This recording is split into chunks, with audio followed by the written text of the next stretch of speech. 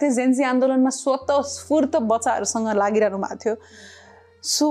उहाँको जुन रोल छ अहिले हामीलाई सोसियल मिडियामा मात्र चर्चाको विषय होला तर उहाँको रोल जुन उहाँले निभाउनु भएको छ मैले हिजो मात्र एउटा भिडियो हेरेको थिएँ यत्रो चामलको बोरा बोकेर आन्दोलनमा घाइते भएका भाइहरूको घरमा जानुभएको छ कि